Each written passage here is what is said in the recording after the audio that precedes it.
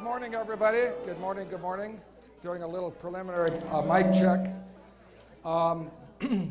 Everyone, please remember that today, the whole proceedings will be televised, and it will be on MCAET.org, and you can go to MCAET.org watch, okay?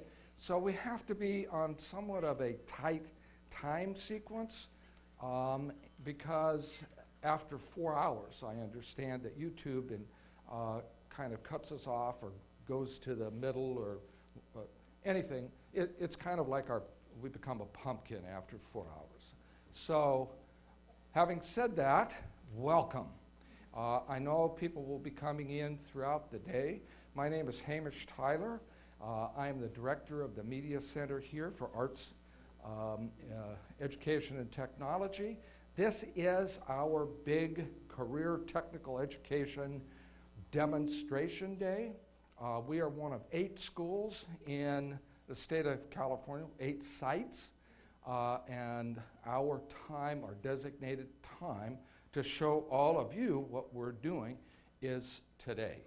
Now, I want to draw your attention. When you came in, you probably saw the big picture of the CTE Career Technical Education sector, okay?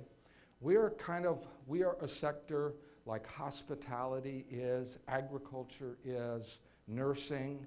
Well, we are arts, media, and entertainment. And there are 4 pathways in arts, media, and entertainment. And each one of those pathways is represented by somebody from business here today. Okay, so we are extremely lucky and fortunate to have these really good friends of ours come out and share with you, in particular, our students from the charter school, their backgrounds, how they have converted their interest and love of the arts and media and the entertainment field into a viable occupation with something that they can take on to college because they know that this is your passion. Okay, I'm really excited about today. We've got some wonderful panelists and terrific students that are here because of CTE, regional occupation programs. But before we do that, there are some folks I'd like to thank in particular, because 10 years ago, this was part, frankly, of the warehouse. And if it wasn't for the insight, the courage, the innovativeness of certain people, we wouldn't be here today. And I would like to acknowledge 3 people.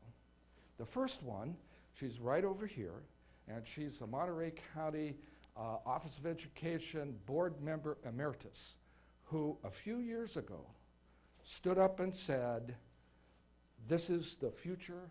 We need to be a part of the future. We need to be innovative because it's really about you in the 21st century. And I'd like to give Ruth Andreasen a special round of applause here for all that she did for us. Ruth is right here. Thank you, Ruth. And also, over the years, as many of you know, my personal history is I came from a private school into a public sector. And one of my jobs as a coordinator was to coordinate on a state level. This was, for me, kind of like learning Greek, okay, because they had all these acronyms and all these things that I couldn't figure out. Well, we have a terrific friend here at MCAET and at the charter school in Jack Mitchell from the California Department of Education, who has been sort of my counselor, my mentor, and has always been sort of looking out for us here in Monterey County. And Jack is right over here. Thank you, Jack. And last, and certainly not least, okay, frankly, none of us would be here today if it weren't for the leadership and the guidance and the understanding of what it is that really, really is part of your success as students, part of student success for the future. And without her support and without her continuing interest and passion for young people, we wouldn't be here, guys. So it is my distinct pleasure to introduce today my boss and your friend, Dr. Nancy Katowski.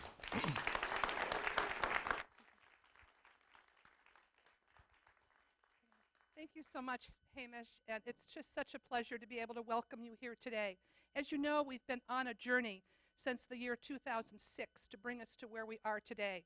The key being, and what we're aiming for, what we've been striving to do, and we continue to do, is that we're preparing every one of our students in Monterey County for success at each step of their education as they move through the years. And such a critical part of them being prepared for success for the future is the work that's going on right here. And the exciting thing about it, the most exciting thing, is that it's continually developing and it's continually growing and changing. And that is really the excitement of what learning is all about, is that we're always continuing to pursue what comes next. And to see where we are today, it's a moment, I think, to stop and reflect on where we are today and to reflect on now what's ahead. Because every time you reach a point, a summit, you want to look to the next one. And that's really what's most important about media, arts, and entertainment pathway that we're pursuing, is to be able to open that up wide for our students to make sure that we stay relevant and that we're continually developing and continuing to grow.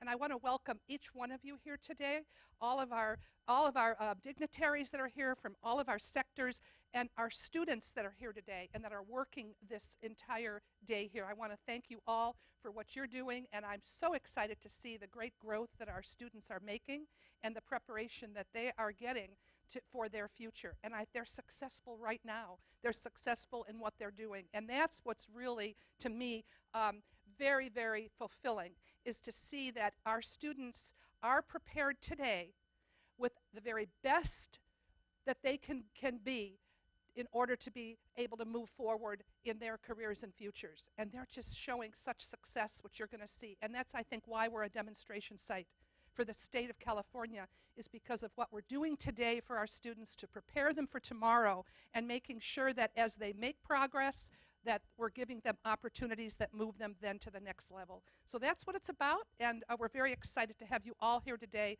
I'd like to welcome you, and I just wish that you all have a wonderful day of learning and growing with where we are, and help us, because it takes all of us to get to the next steps that we need to take in the planning that we're going to do for the future. Thank you all so very much. It's a pleasure to have you here. And welcoming, in particular, the students from the Millennium Charter High School. Welcome. And that segues into the panel, the first one of our panel presentations. Now, these are the folks that deliver content, okay? These are the all-important folks that work with us, okay? We develop the content and we hand it off to these folks so that people out in the general community will be able to share with what we have. And this morning, to introduce our distinguished panel behind me, we have our co-host and Principal Supreme from the charter school, Dr. Mike Murphy. Right.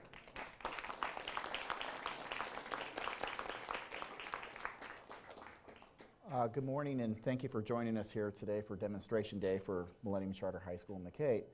I would first like to begin by introducing our wonderful panelists here today.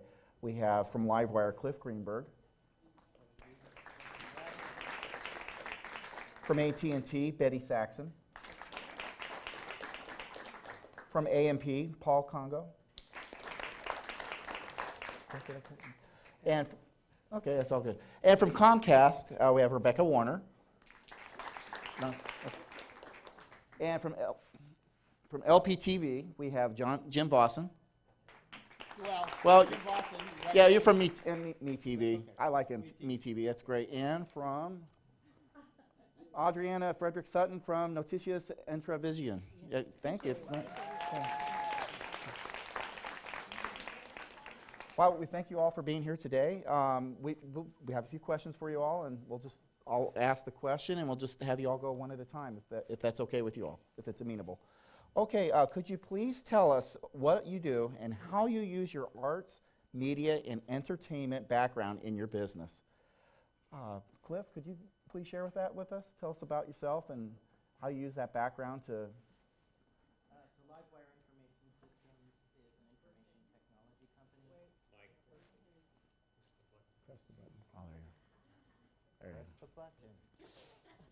Livewire Information Systems is an information technology.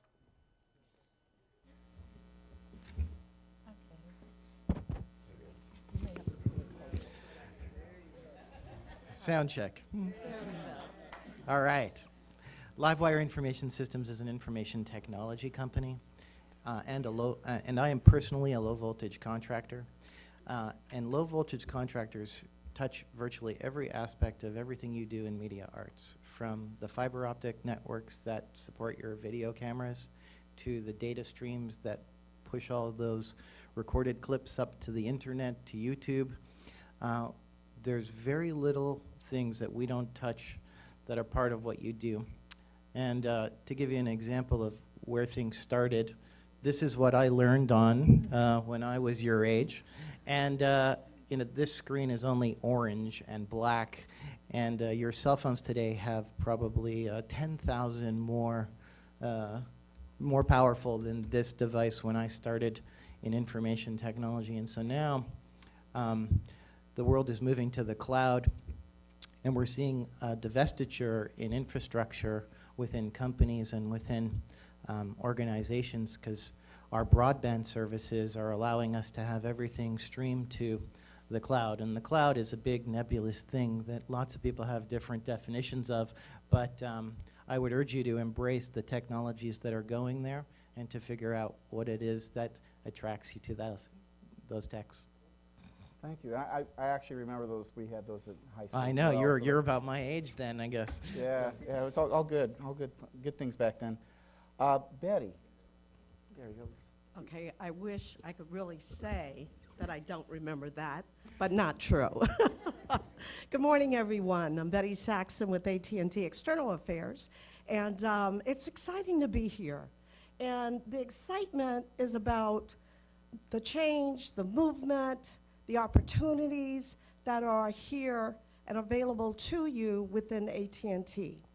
After having been with AT&T for the past 20 years, we started out as I knew it, and everyone called us, "You're the telephone company." And that's what we were. And so we were in 22 states at the time, and we evolved from that. Then we became a wireless company.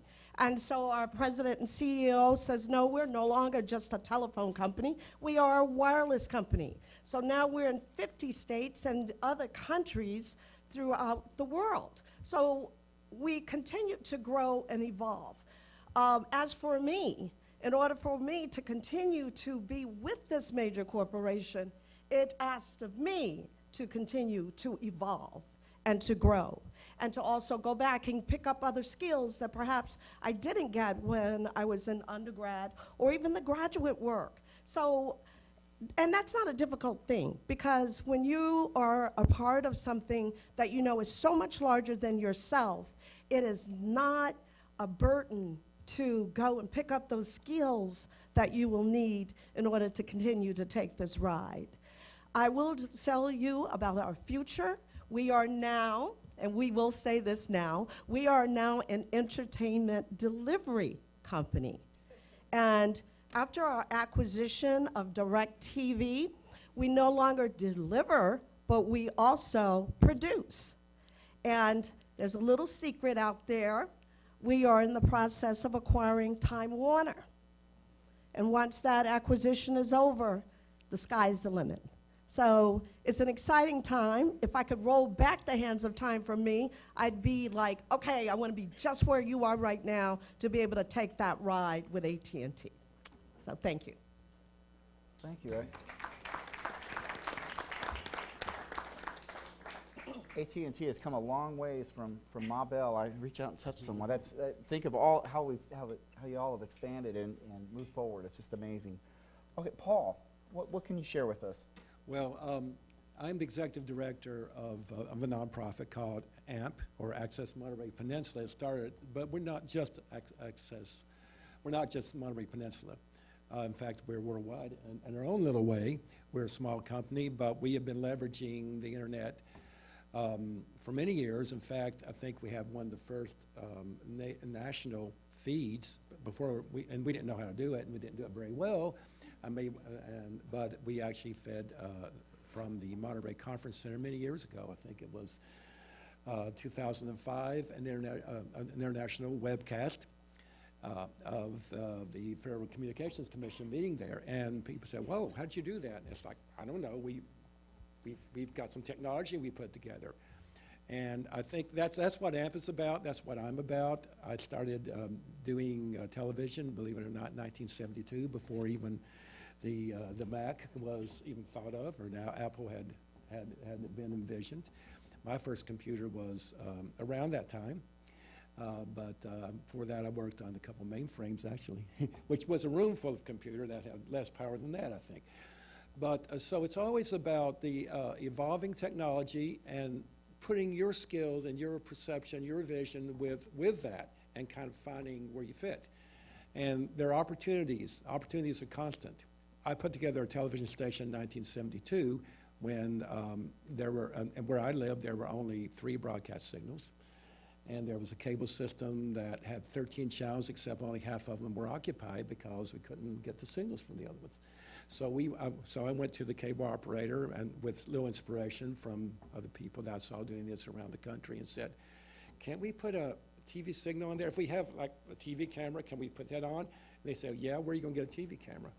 So I borrowed some cameras from local colleges. They were all black and white and huge, and we put together a demo, and it worked. We shot a football game. The cable operator said, if you can put on the game of the week, we'll give you a cable channel. Now, they weren't going to pay us, right, but they gave us a cable channel. So that was the beginning of my work in what's come to be known as community television. So we are non-commercial, but what we do is try to leverage technology and work with people like AT&T and Comcast to deliver our signals to cable subscribers. We happen to have 5 channels in Monterey County, 3 of which you can see on your local system. The other two vary depending on system. And we also extensively webcast and have for many years. We have an extremely robust platform where, in fact, we can take your content, you can become a member of AMP, you can upload your content to us, and you can schedule it. We'll give you a time slot. You can schedule your own content. So we've tried to always be very innovative within our means, and I think been pretty successful. AT&T's been a great partner. I've known Betty for a little while, almost as long as you've worked there. And that's what it's all about. It's about reaching out, creating partnerships, being on top of technology, being curious, finding ways to find your way in, dream it, and make it happen. Thank you.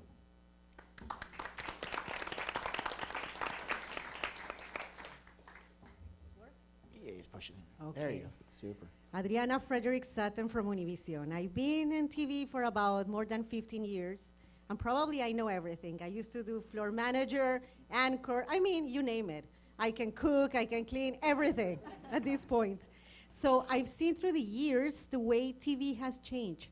When I started working at Univision, it was just probably one anchor, we had a floor manager, and we have just the basics. Right now, it's been amazing things because right now, as we speak, it's going to be televised at 6 o'clock. So I'm here in the panel, but I also have to do many, many tasks, and then I have to put this in Facebook, and then the power of technology and media. Before, I used to have a photographer. He drives me everywhere. I just kind of be focusing on my story. Right now, it's just I'm the driver, I'm the photographer. I have to produce my story, write down my story, edit my story. So my computer is for assignment, for editing, for everything. And my phone is my best tool. Without the phone, last week, my cell phone died. I say, oh my God, what I'm gonna do? I have all my contacts here. everything. I have to call my assignment desk. Do you have the phone number of that attorney that I used to interview all the time? Yeah, so I have to come back to basics. Pencil, I don't use pencil anymore. Even the microphone, I can talk to the microphone when I listen my interviews. This has become my best friend. So basically, on my daily basis, I wake up probably at 5 o'clock and say, these are the stories that I'm gonna cover during the day. Then I go into the production meeting, and we decide which stories we're gonna cover. 3 or 4, whatever stories. Then I go, I interview, I bring up the stories to the station, I write the story, I edit, and then we present the story. Just like fresh baked bread. It's an amazing world that I live with passion. I think that when you work with news and with media, you have to have passion. It's not a job from 8 to 5, quit. No. Every day you have to be knowing something different. It's like 24 hours, you have to be listening what's going on around the world. In Univision, we cover the counties of Monterey, Santa Cruz, San Benito, San Luis Obispo. We have amazing coverage. And our population is mostly Latinos, so we cover the stories that are interesting to our Latinos. Guess one? Immigration, health, education, entertainment, sports. So basically, I can see that media has changed and it's going to be changing anymore. And I think that the clue in all of this is adapt. Adapt to changes and make the best out of every situation. Thank you. Thank you. Well, Adriana just said everything I was going to say. I mean it. I was listening to her. Every single thing. I'm involved with MeTV, which is Memorable Entertainment, and the owner, Coca-Cola Broadcasting, is out of prison, and they send the feed for MeTV here via the internet. This is television now, via the internet, and because they only send one feed, that is a New York feed or East Coast feed, we might call it. We actually take it, it goes into a computer that records it and plays it exactly 3 hours later. So there's a lot of technicalities about that. And my involvement is I sell advertising. I'm an old radio guy, and I sell advertising to hopefully pay the bills. And it's not easy out there nowadays. There's a lot of media where you can get your entertainment from. Besides the radio and television, there's, of course, the internet.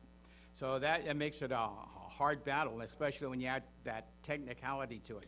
So it's fascinating. I find it interesting. And then she stole all my other words. It is a great thing. I got into broadcasting late in life. It was a 45-year-old getting divorced and said, I need to change my methods. I got involved in radio. And if you're out there, if you're thinking of a broadcast career, you got to have a passion for it. You really do. So that's part of it that drives me every day, is to have that passion. And there's all sorts of aspects of broadcast, whether it's radio or television. There's the in front of the microphone or in front of the camera, but there's the behind the camera. Just to have us on, there's at least what, 10 or 12 technical people out there to get us on. And then there's the people, when you get into things of writing scripts, there's the people that build the sets. It's all part of it. So I enjoy it, but you got to have that passion. So anyway, thank you. Thanks, Jim. Sorry for the late delivery. We're fortunate to have Jim Newsom with us from Comcast. Jim, could you please tell us a little bit about yourself and what you do and how the arts, media, and entertainment background has prepared you for what you do in your business? Wow, that's a tall subject. Can you hear me very well, everybody? Push the button. No, you got Already was pushed. Okay. Jim Newsom. I have 50 years of electronic experience starting in 1964. I have been in 37 countries, 5 continents, and every state in the union except 2. I have put in networks practically all over the world.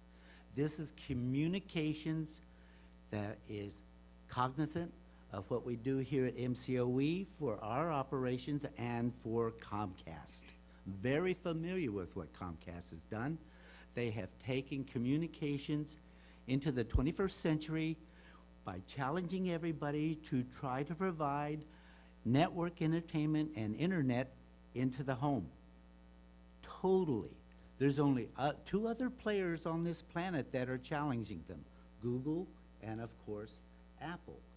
They are trying to lay down a fiber highway that is going to cover this country, that's going to give you what you need in requirements for your day-to-day needs, your internet needs, your entertainment needs, and at the same time, they're going to give you access to the world.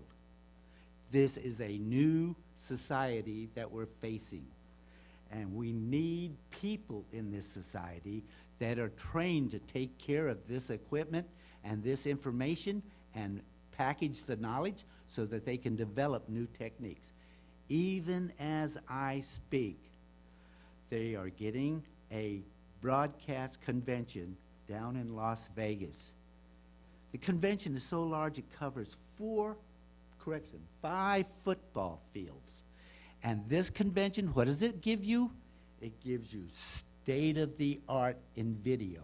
It gives you state-of-the-art where you're looking at your new television screens. It gives you state-of-the-art high delivery, not megabits, gigabytes, in terms of feed of information into each and every home. How do they come up with this? They train their people. They go out and find engineers that are fresh, that have new ideas, and these new ideas have to be put into a package to do this delivery system and support this delivery system. Now, I learned early on, about 20 or 30 years ago, I guess, when I started in on the private side of this business. For a long time, I was with the military and the government. And I ran across this old engineer out in the middle of the desert, and he came up to me. He was with AT&T at the time. And he said, "What are you doing?" I said, "I'm an RF engineer. I'm putting in this site. We're trying to make a communication link down to Phoenix from LA. And he says, "Well, you're a rare bird." And I said, "Please explain." At the time, there was only 11,000 communication RF engineers in the country. For a country this size, that's insane. We are looking for people that want to solve problems, that want to make a life for themselves, that will pay well, that will give them challenges. Travel? Who in here likes to travel? My God. It's been a fabulous life for me, and Comcast has given me opportunity, but not only that, I have made my own opportunity. And this is what we're looking for. I want to thank you for your time, and I'll answer questions afterward.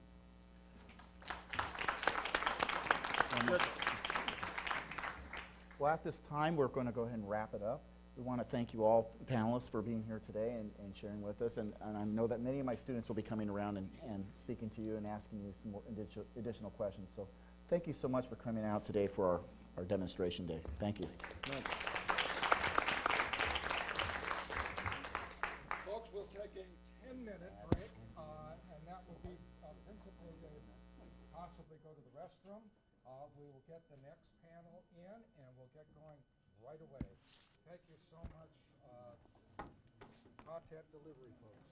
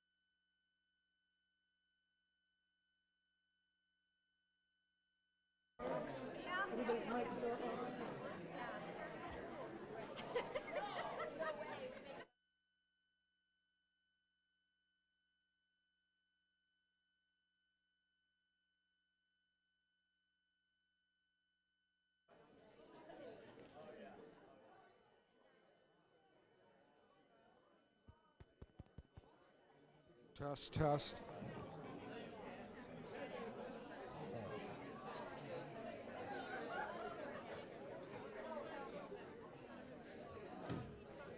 Okay, folks, if I could have your attention, please. Okay, we need to get started with our next panel and our next panel discussion.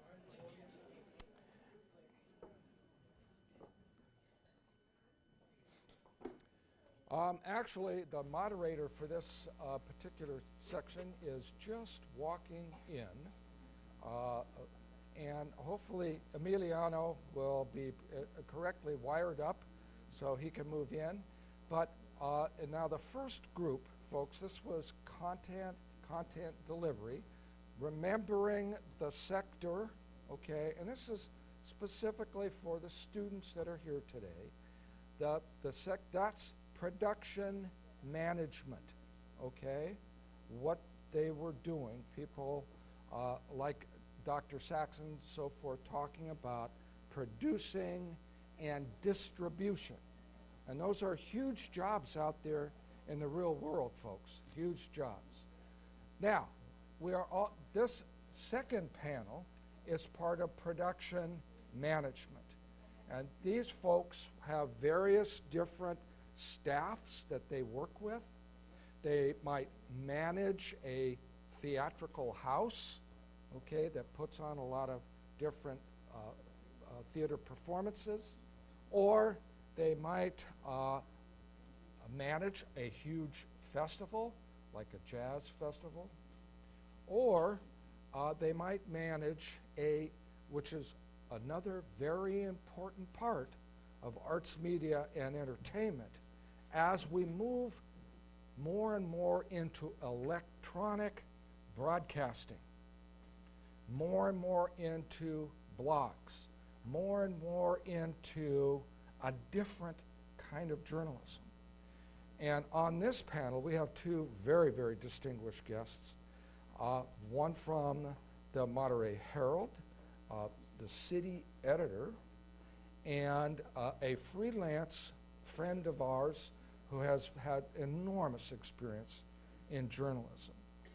And a lot of what we're doing, folks, in documentaries, trying to talk about justice and so forth, that I know you students are working on in your films and videos.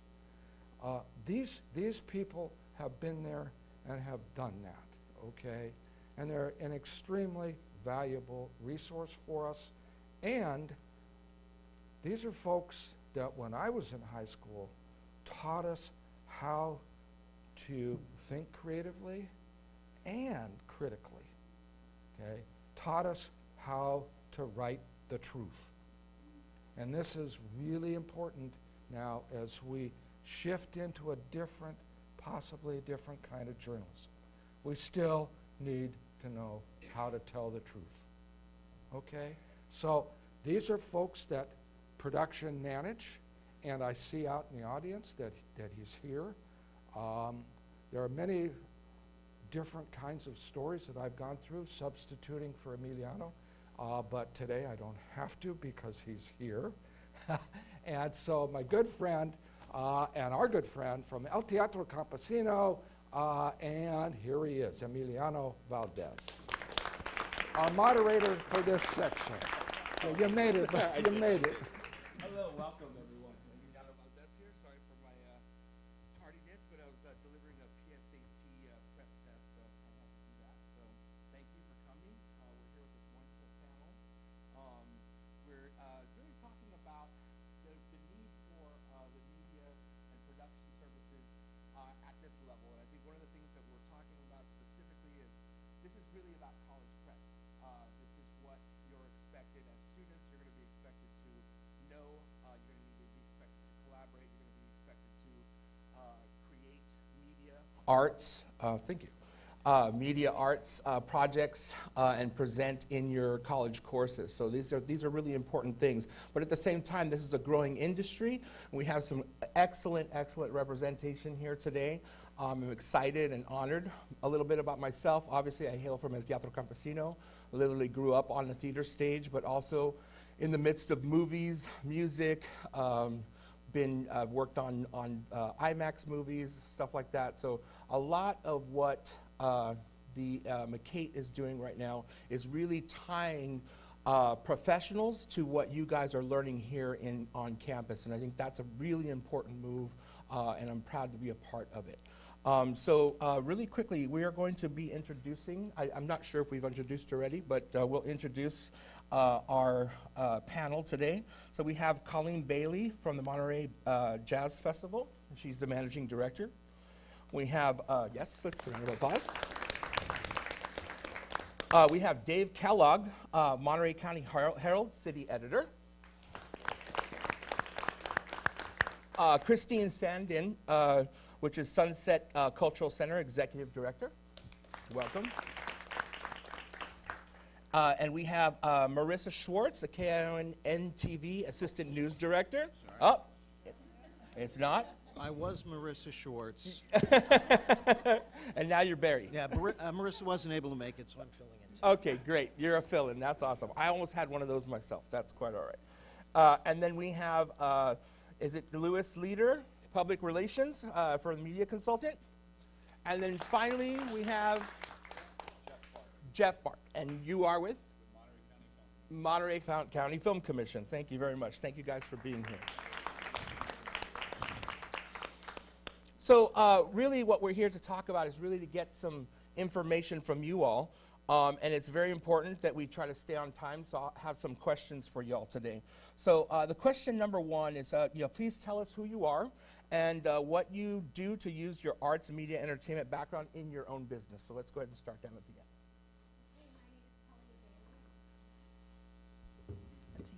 Now you can hear me. My name is Colleen Bailey. I'm actually the executive director of the Monterey Jazz Festival. And, I've been thinking about this. When I was 3 years old, I took dance class because my mother wanted to socialize me because I was an only child. And I just fell in love with the arts right then. And I got chosen to be part of a theater show over at Hartnell College that same year because I was a dancer. I was the smallest of the dancers, so they thought that would be really cute. So I was in Merry Wives of Windsor on stage, and then I heard, when I was at rehearsal at Hartnell, I heard a violin class going on, and I said, I want to play the violin. So I started playing violin. So I have been in the arts, in all aspects of the arts, since I was 3 years old, and I've never left. And when I got to be in high school, I was still doing all of those things. And I guess what I felt at that time was you had to be a performer because that's all I really knew about the arts, is the performing side of it, the being on stage part of it. And what I've discovered as I've gone to college and as I've had many jobs in the arts, that there's so much more to do and that you can actually make a living doing it, which is a great blessing. I get to be with artists all the time. The Monterey Jazz Festival is the longest continuously operating jazz festival in the world. Every year we produce a huge festival, the third weekend in September, that has over 500 artists who come from all over the world to Monterey County.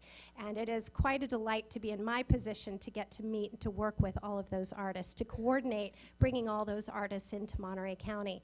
But besides that, we do all kinds of other things, including education, and that's really where I got my first professional job in the arts. I was offered a job to teach in the arts in Monterey County. So I came from a theater degree back to Monterey County to be a dance teacher and a theater teacher at the Stevenson School. So that was my first initial path. Since then, I've had many different jobs in the arts. So now I do everything from fundraising, marketing. I deal with all the corporate sponsors. I basically take, with the Jazz Festival, I think about what is the story we're trying to tell at the beginning of the year and try to cultivate an experience that starts with the marketing of the festival and goes all the way through the delivery and the thank you on the other end. So I do every aspect of the arts. You heard with AT&T, Betty Saxon said, you have to continually learn. And I have found that not only have I personally had to learn because there are so many aspects of the job that challenge me, but that the industry of the arts continues to change. And so we are all continually learning and growing. So, Beautiful. Thank you. Thank you so much. Excellent, excellent. Anyone else like to answer that question before we move on to another question? Anyone like to take a crack at that one? Would you like to take one?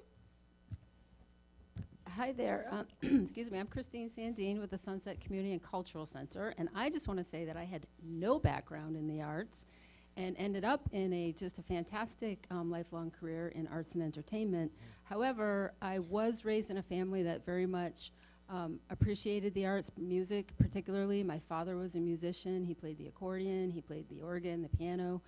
And I remember absorbing all of that. However, I was cursed with being born tone deaf. So I don't sing or play, but I'm very much an appreciator.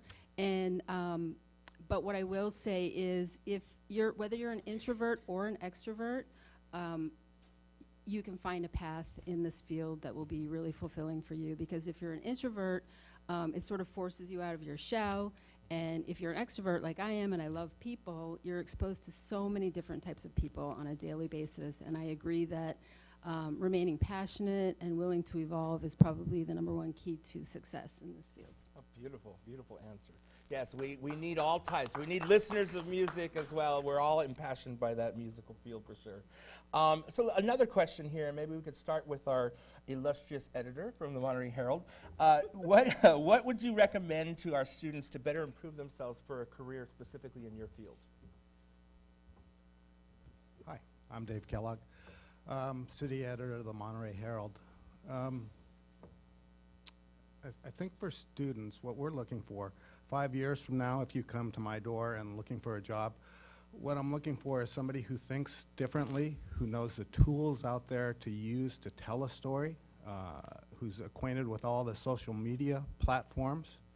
I think 10 to 15 years ago, we started, the business really started to go through a major change in that print wasn't going to be our long-term answer.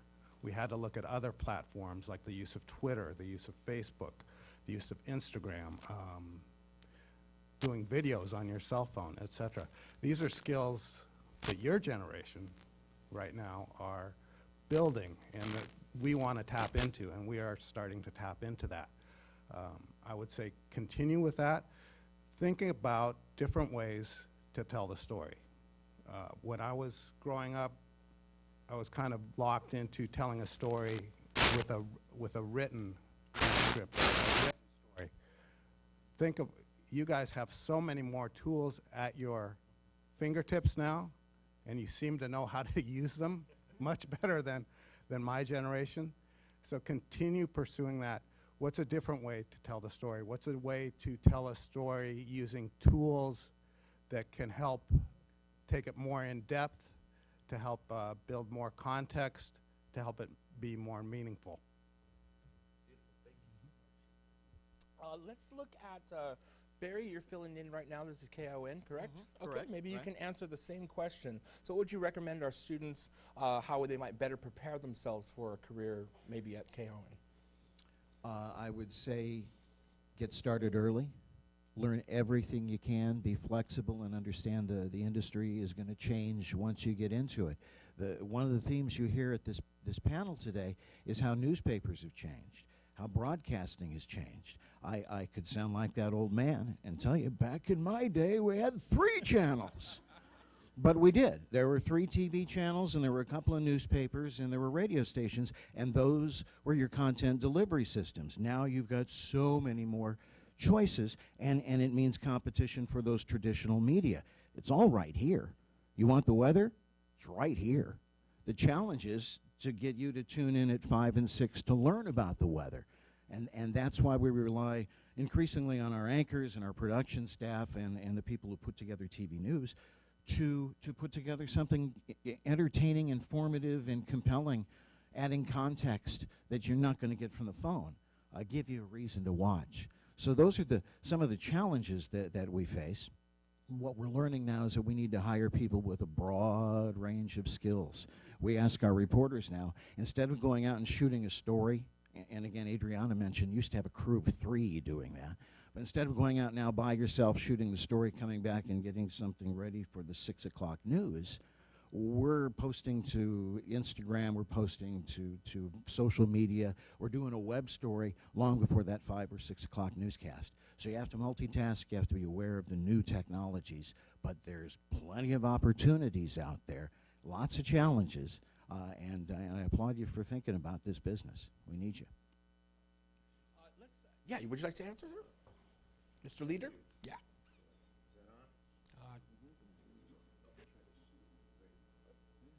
Thanks, Barry. I'm Louis Leader. I work as a freelance consultant, public relations and media, but my background was journalism. Like Dave, I was city editor at the Herald once upon a time. I never expected newspapers to go away. I went from the Herald to various stops along the way. I was a regional editor at the LA Times. I thought I had all made, and then there was a big change there, so I left and moved back here. My background, my dad had been a newspaper man. I used to go with him to work. I had tremendous enjoyment in watching him. But whatever the device is, whether it's Twitter or Instagram or KION or the Herald, the most important thing for you is to be a critical thinker, to really analyze what is said, to understand that there's a lot of stuff you're going to be told out there that is untrue. I won't go into the particular times we're in right now, but you need to be able to critically analyze what's said and be able to figure out what it is you're being told that's accurate and what it is you're being told that's not accurate. Be independent. Don't go with the flow. If all your friends or somebody else says this is the way it is, maybe it isn't the way it is. Maybe it is. Read a lot. Read the newspaper, read magazines, read great writers, read Hemingway and Steinbeck and Gabriel Garcia Marquez. Understand what's going on in the world, because it's going to be a race and there's going to be a lot of people at the starting line, but only a few are going to make it to the finish line. As far as what I do now, I work as a consultant for public agencies, MPC, the Carmel School District, the Regional Waste Management District, and I run nonpartisan political campaigns. And you really have to be on top of things. It's great to play video games, but you're not going to get ahead unless you do other stuff. I'm not saying don't play video games, but really concentrate and try to figure out what's going on in the world, because you're going to be the ones who are going to be running it in a few years. And I think that's very important. And be a self-starter. But always remember one thing, whatever you do, be true to yourself. I've been approached on some campaigns. I didn't agree with what the person was espousing. I didn't do it. And even though I'm seen now as public relations, I will not represent a client into anything that is untrue. So, you know, you have to be able to look at yourself in the mirror every night or every morning and say, I'm proud of myself. So I won't say anything is more significant than being a critical thinker and analyze what's being said. And if it doesn't register with you, you know why, and do some research. Hey, Lou, can I add something to that? Sure. Like in dealing with Lou and things like that, I think a key skill is learning how to ask and not being afraid to ask questions. Remembering that they're bringing their message to you, and Lou was talking about being a critical thinker. The important thing is when they're bringing their message to ask questions about that and verify. Beautiful. That's some excellent advice. Excellent advice. Yeah, please. Yeah, that was wonderful. Thank you. For Mr. Clark, we have a fourth question, our final question here, and we'll ask some other panel members to participate as well. But what do you see 15 to 20 years from now actually happening in your field specifically? Oh wow! So, well, I'm a film, television, and commercial producer director, and I'm with the Monterey County Film Commission. Can you hear me? Is this working? Yeah. So, the Monterey County Film Commission is bringing productions to the area and that sort of thing. So, what's probably like best for for young people is to really focus on storytelling for the long term. I think that's something that's being lost. As I look at YouTube and Facebook and all the videos that are coming up online, a lot of it is just everything from cat videos to these creator videos and that sort of thing. And while it's good fun, I think as a long-term solution to like becoming involved in media on a long-term basis is really develop that sense of storytelling, and that's what will really give you longevity in this business. Beautiful, beautiful. Anyone else like to answer any question? So running the Sunset Center, we are considered maybe a traditional presenting house where we bring in, well, we have over 200 events at the facility a year, but the organization I work for, I program and present 25 performances per year in various genres in the performing arts. However, the biggest change I see coming is that, and this has been going on for a decade or maybe two now, is that there's a level of engagement that the patron of the arts is expecting to have with the artist, with the organization, even with the facility. They're looking for a broader experience. It might involve a different food and beverage experience. It might involve a different ticketing experience. So that's what I'm really witnessing, and it's actually really exciting because it's just very engaging and very, very creative. It's not, there's many opportunities to evolve, and I only see opportunities for the performing arts expanding. It was great to walk in and see all the show posters from Broadway, and I felt right at home. But I really see the organizations that are doing it well are really finding new methods for content delivery, which I believe was part of our panel discussion. One thing that we're doing, for example, is Jazz at Lincoln Center is one of their mission statements, obviously, is to promote jazz as an art form throughout the world. And as such, they decided to offer free simulcasts of their live concerts. And we, as a partner in that, open up our venue and allow people to come and watch the concerts on a 16 by 20 screen and hang out in an environment where there's community and wine and snacks. And so we weren't sure how it would be received, but it's been extremely well received. So that's just one small example of how we're changing not just the, well, I guess the content, but also the delivery of the content and the engagement with the content. Beautiful, beautiful segue into that subject matter for sure. The live streaming of concerts, and that type of media performance, I think is even going to crest into the performing arts as well. I'd like to just thank everyone for coming today. You guys have been an excellent, excellent panel. I think as we move forward, we're really trying to focus here on providing these tools for our students at the ground level. And I think this representation of our community here at large really should make you feel quite at home in the fields that you guys are currently interested in, the fields that you guys have at this disposal, this facility itself.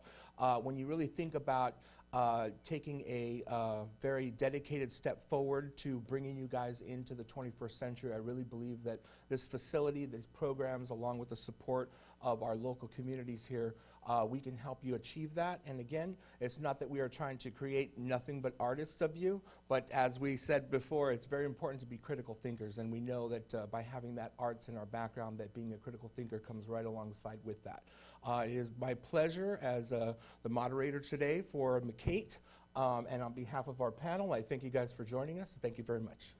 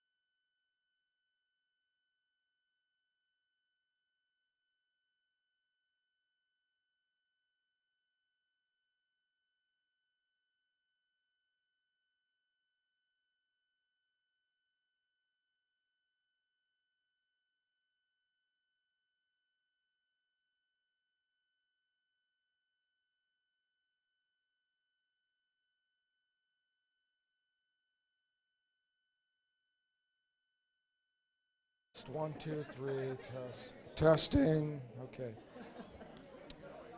Folks, if we could please take our seats, and we'd like to get going here with panel number 3. Okay, now we've dealt with production management. Now, remembering the sector and the circles, we are now going to deal with 2 of the 4 circles. This is for visual design, and that would be everything from web page to the things that we used to call advertising and promotions, okay? Video design, web production. I know some folks in the charter school have actually developed your own web pages and working with instructors. We're also going to deal a little bit with the game design circle. And this, along with visual reality and 3D, all part of what we are hopefully getting into in the very near future. In fact, Jack Peterson of our staff is at the National Association for Broadcasters, and hopefully as we speak, he is in a virtual reality conference, workshop, and bringing that back. So again, we are on the cutting edge. And to remind the students here, is you can begin to focus, connect on real career/college opportunities. That's what this is really all about. Okay, now moving into this panel, again, visual arts, game design. Okay. We have our leading spokesperson, I suppose, and director of the Regional Occupation Program, who has been so helpful and for all of us in creating our programs. And in fact, the other day I was asked if I had anything to do with these great new student-produced programs, because it appeared like it all came from Sharon and from Sharon's office. Well, she has a lot to do with it, and we're very, very appreciative for her being here today to lead this panel. Sharon Albert.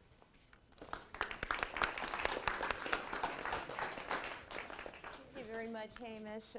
Actually, this has been Hamish's dream, the county-wide digital media network, and I just want to thank him for the partnership that made it possible for our students across the county to be able to run their own television shows. So if you're a parent watching at home and you'd like to know more about what your students do in school, check out the MCOE website and the MCAET studio programming, and you can see that they run a lot of their own television shows at the high schools around here. And this whole production today is student operated. Right behind the cameras in front of me are the Millennium Charter students, and then we also have CSUMB students here today and Hartnell College students. So thank you very much for making this happen, MCOE. And I'd just like to applaud them for that. So it is my pleasure today to be the moderator of the panelist discussion on visual arts and design. And we are going to be talking about designing for the future. I'd like to begin with introducing our panelists, beginning to the left, your right. The first person is Julio Gill, who is a graphic designer with Central Coast Sign Design. And then we have Spencer Critchley, who is in promotions, advertising, and public relations with Boots Road. And also we have with him from Boots Road, Lynn Weatherman, who is the creative director. And then to our right is from the nonprofit sector developer is Laura Harris. She's a consultant and a grant writer. And then we also have in the IT game design arena, Mike Rodriguez, who also owns his own business. And then also at the end, we have Sean Chu, who is an ed techie and works right here at Monterey County Office of Education. So thank you all for being here today. We'd like to begin just saying that you have about 5 minutes apiece to answer, I'm going to give you a combination question. That way we don't have to run out of time. And so just manage your time a little bit accordingly for these two questions. The first is, please tell us about your careers in design, how you broke into design. I know that the trend now is more freelance artists and owning your business. So there might be a lot of budding entrepreneurs out there that are currently putting their work on the internet that might like to know how you accomplished where you are today. And then if you could weave into there a little bit about what you see happening in the future of commercial arts and design. And so I'd like to begin with Julio. Hello, everyone. My name is Julio Gil. I am a graphic designer and owner of Central Coast Sign and Design. I got started in this field. I didn't know what I wanted to do out of high school. I thought I was going to be going into the military just because I didn't know what I wanted to do. I didn't have the best grades.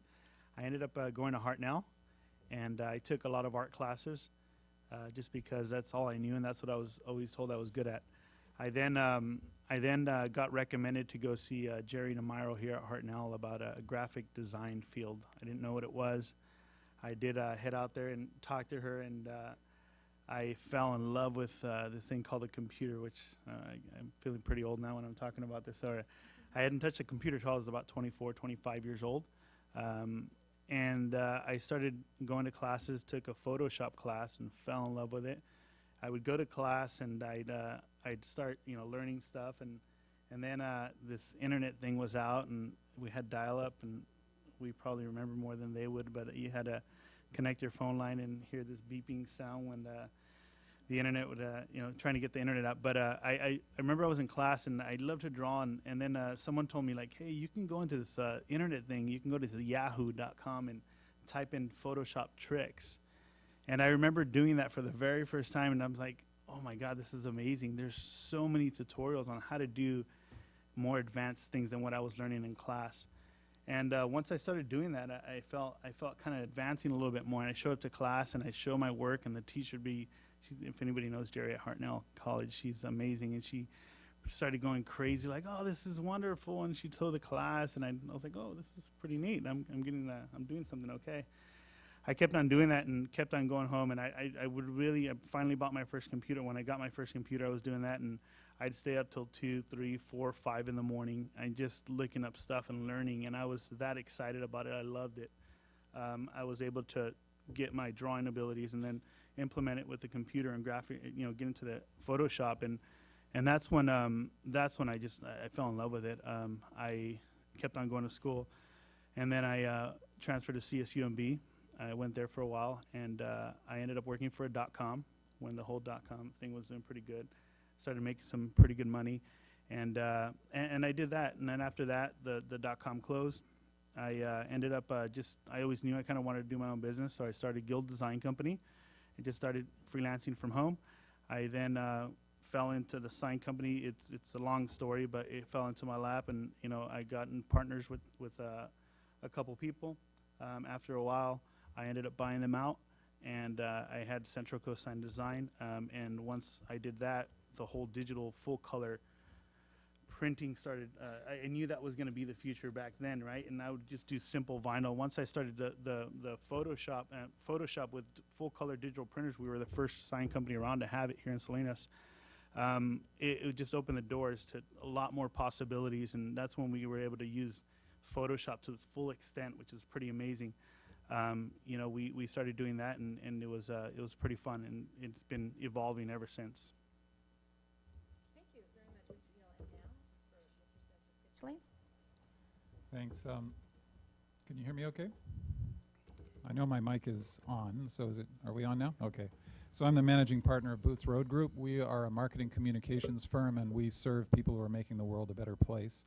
We do advertising, public relations, web development, and social media. And as I say, we feel like we have a mission to use those skills to help make the world better, and those are the only clients we take on, and ones that we can really put our heart into. And I'd say that's kind of the through line for my life, going back to when I was a kid. I started out as a rock guitar player, which I know is the very first thing that would occur to you when you look at me. And that was my first career. I was a professional musician for a number of years, and my brother and I got signed to Warner Chappell Music, which is a big, it's part of the Warner Brothers entertainment empire, as songwriters, and then I became a producer.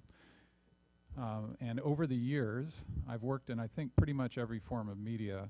I started writing music for other people, doing show themes and things like that, and then I became a journalist, doing freelance journalism for the Canadian Broadcasting Corporation, which is the national broadcaster in Canada. Ended up doing journalism on a similar basis for National Public Radio and the Associated Press and other journalistic organizations.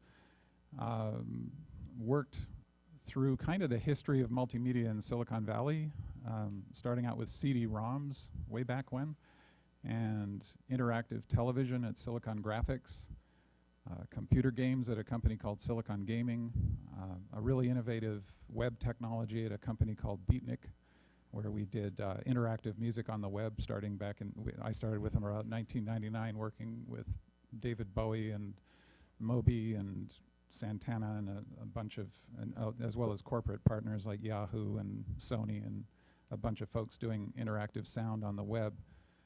I stumbled into politics after we moved to the Monterey area and worked with Congressman Farr, other local political candidates, and that eventually led to working on President Obama's presidential campaigns as part of the communication team working in what are called battleground states. So that's a pretty, and now I have this company, Boots Road Group, with my partner here, Lynn, who's our creative director, and Boots Road Group kind of pulls together all of this kind of experience in my background and Lynn's background, and we've sort of discovered that you can do creative work and also serve a larger cause at the same time. And that's what makes our work so deeply satisfying. And that's what brings me back to what I would say is the through line in this otherwise crazy looking career path. I would not recommend anybody try to replicate that career path. I did not know what I was doing, okay?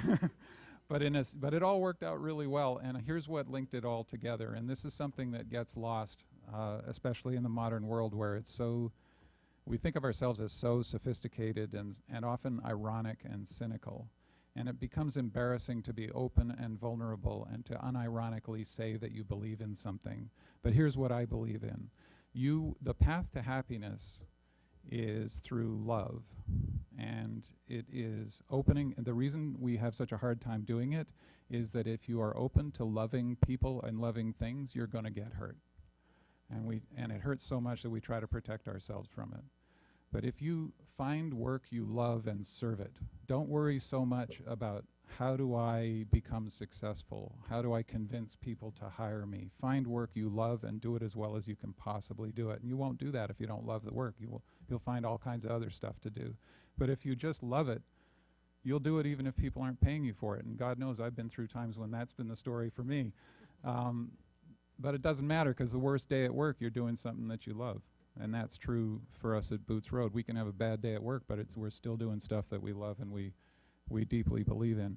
That was true for me as a young musician. I'd just sit on the couch playing my guitar, listening to music over and over and over for hours and hours and hours, just trying to figure it out, because I didn't know where that was leading. I just loved it.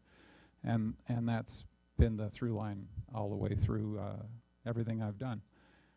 So yeah, find something you love, and you'll find that almost the paradoxical answer is that you will get what you want by focusing on something that you love so much that you want to serve it.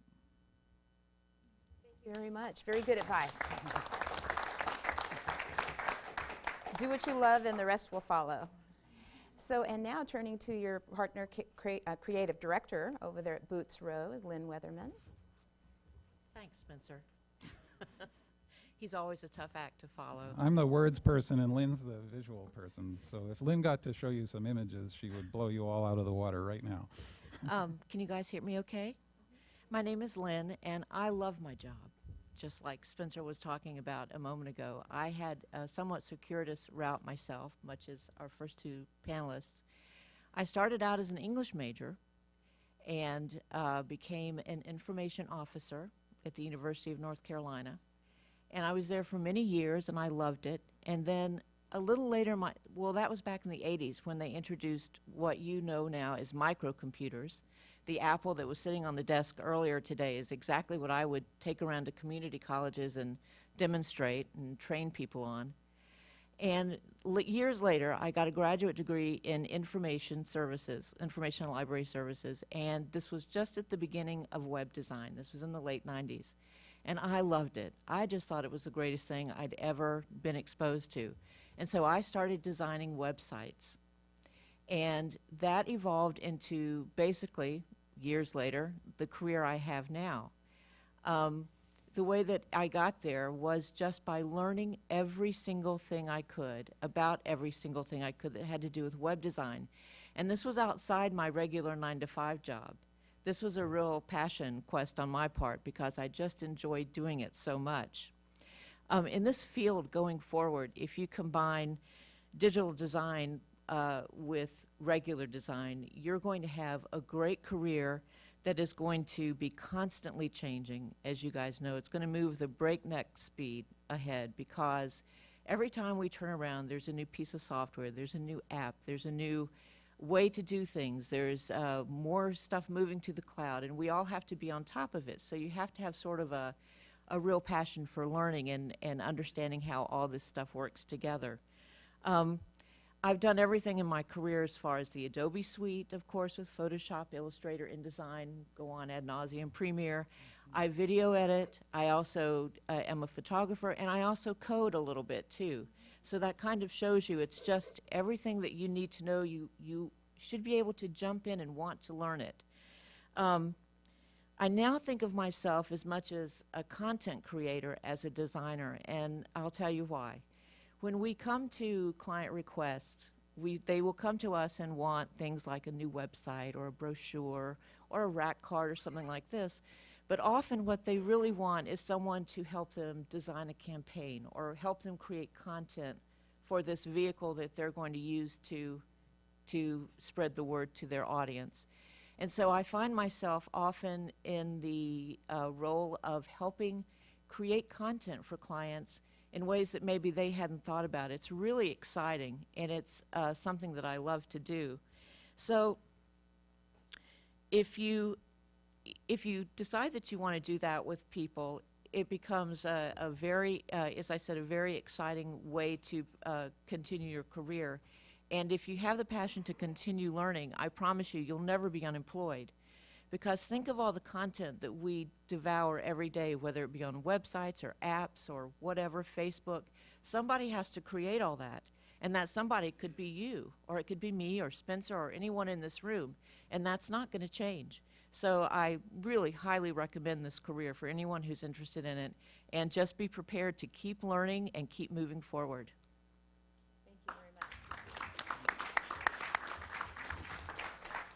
And next, representing the nonprofit sector, Laura Harris here is a freelance artist who helps develop nonprofits. Thank you.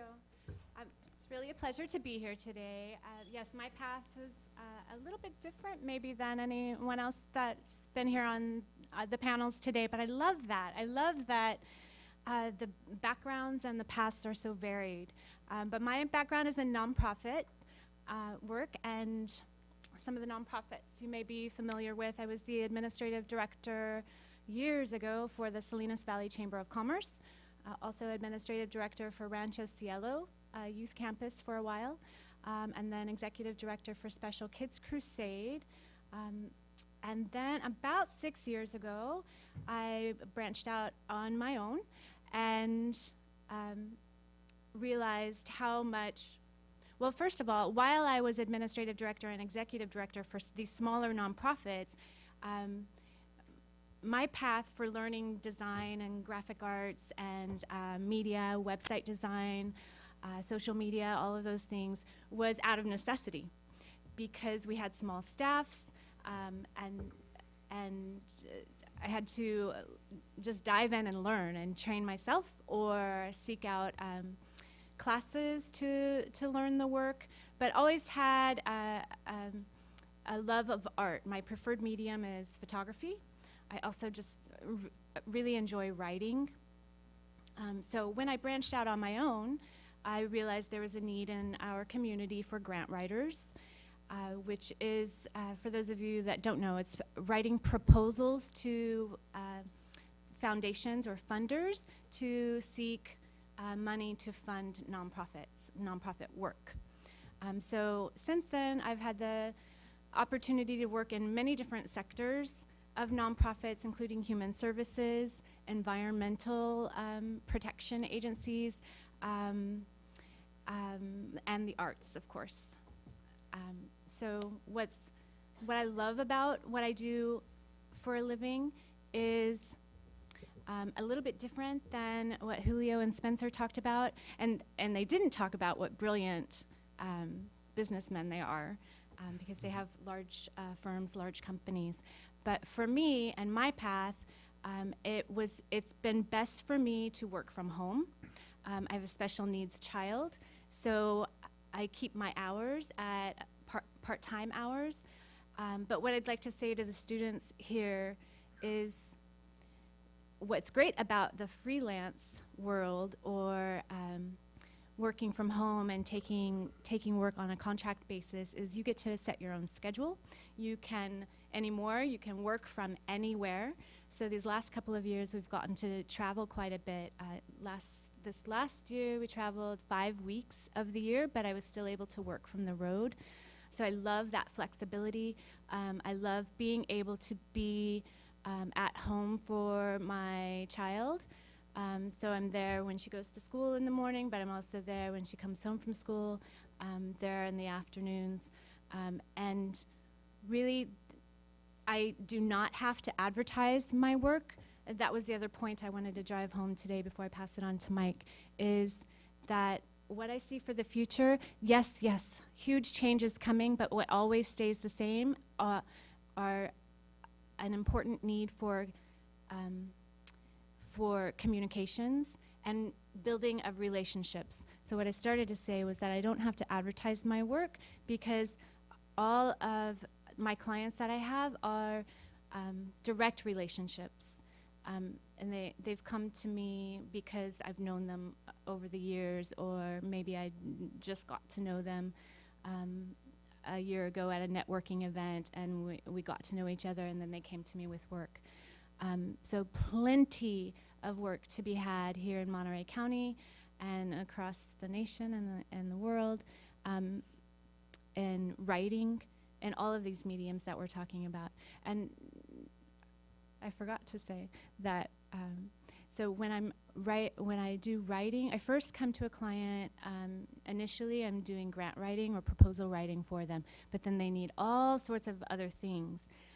So for example, MCAET here is a nonprofit, and I've been doing some work for them, and I'm sure most of you saw, and that's why you're here today, is because of either the advertisement in the newspaper, or the social media, or the flyer that got posted in your places of work or at your school. And this is my work.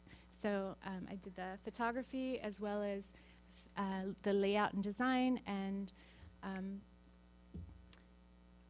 so lots of jobs to be had out there, whether you create your own company or freelance. And with that, since I'm rambling, I'm going to pass it over to Mike. But before I do, I want to say happy birthday.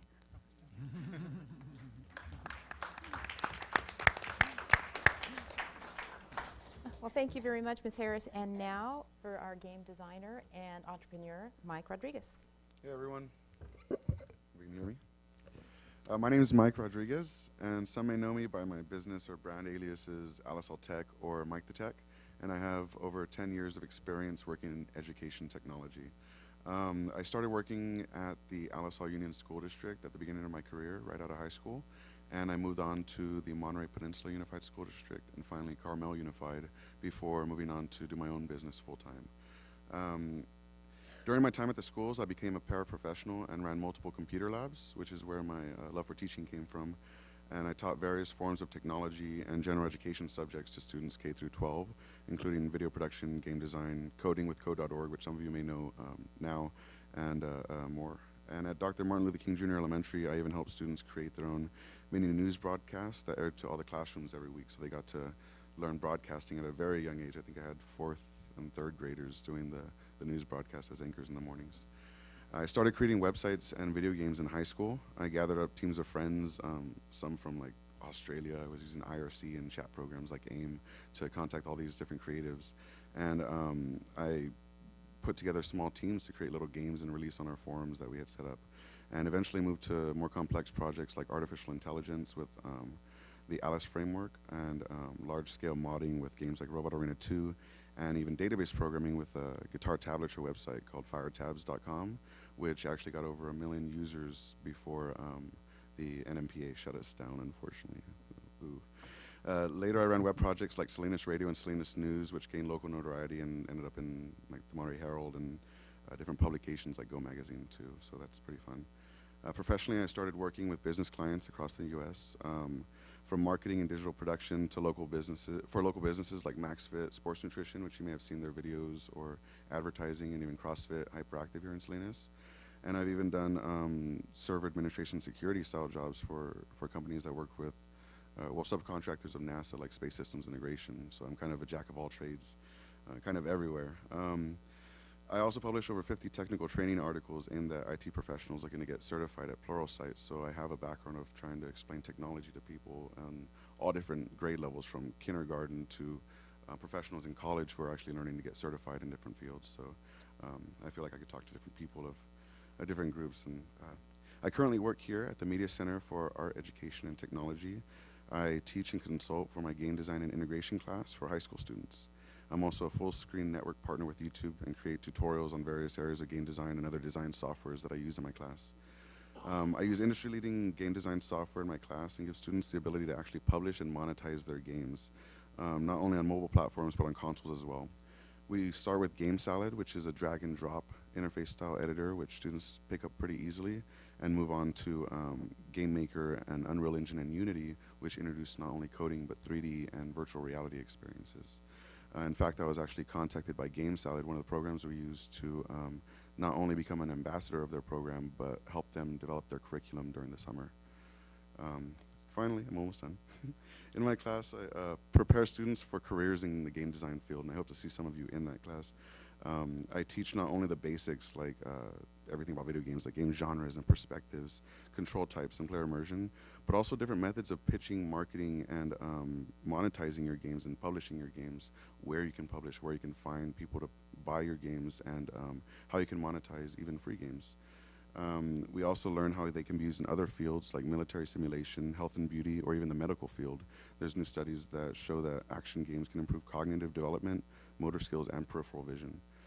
We start the class creating 2D games like top-down crawlers and side-scrolling platformers like Mario and things like that, and eventually progress to 3D level design, where they get to experience not only developing, but playing their games and levels in virtual reality using things like the HTC Vive and things like that. So those are really fun and exciting. We're getting towards those areas. So yeah, I'm looking forward to helping our students grow, learn, and create in the game design lab. I have a lot of random experience in different areas, so I feel like it's a fun experience to get their ideas and provide my experience and see how that comes together in actual products. So yeah, that's it.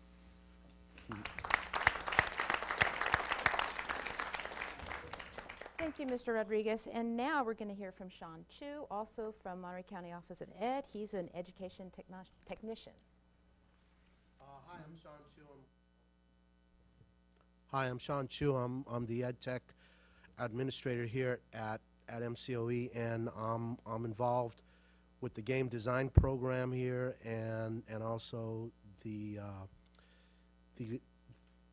digital visual arts program here. And my background in game design is I taught Flash, and I had a unit in game development in Flash, and if folks were involved in tech back in that time, Flash was one of the most accessible tools in terms of creating Flash games. And I actually had a really good time in terms of teaching that class, because we actually took a look at electronic game design and had the whole discussion and talk about Pong. And if any of you, actually, yeah, right there, right? And we talked about what Pong did and how it worked, and we were able to translate those concepts into the Flash games that we made. My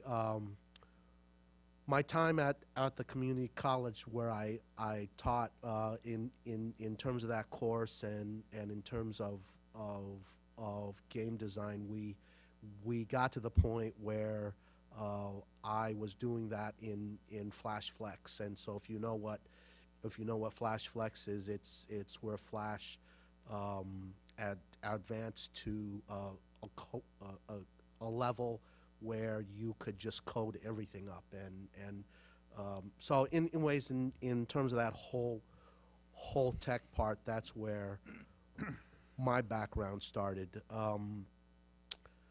With respect to where game design is going, I'm going to use the reference point of VR, and as you're paying attention to that particular technology, there's a couple of angles that you can look at VR as a lesson as to how it might guide you.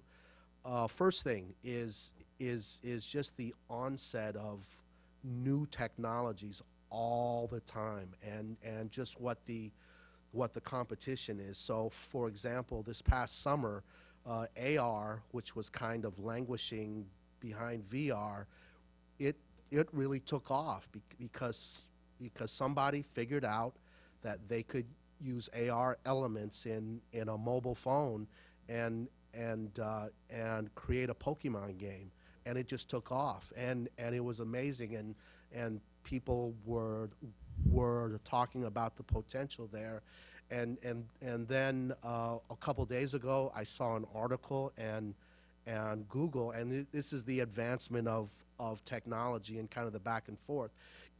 You're not hearing a whole lot about AR right now, but VR, Google just put out a VR camera that actually is kind of at a reasonable price. I think it's a 18 camera piece of technology. It's about $18,000, and the nice thing about it is that you get the stitching software. And what's important there is that VR technology in the industry is trying to get people to create content. So for people who are in video production, in game design and the such, that is a critical point right now, where there's stuff out there that you can view, but we all know that to kind of get yourself to a massing point, if you can get your production equipment out there cheaply, you are going to have more of a chance of having people create great content. So right there, just the competition of technology. So for a person who's in game design or who's in production, you've got to know all of that stuff. You've got to know AR. You've got to know VR.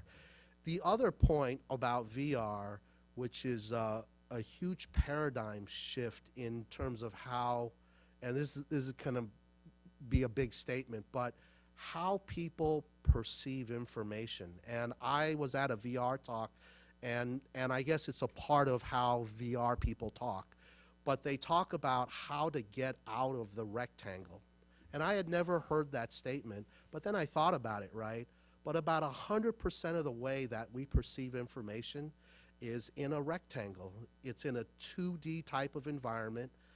And now with VR, you perceive information and content not just in front of you, but all around you.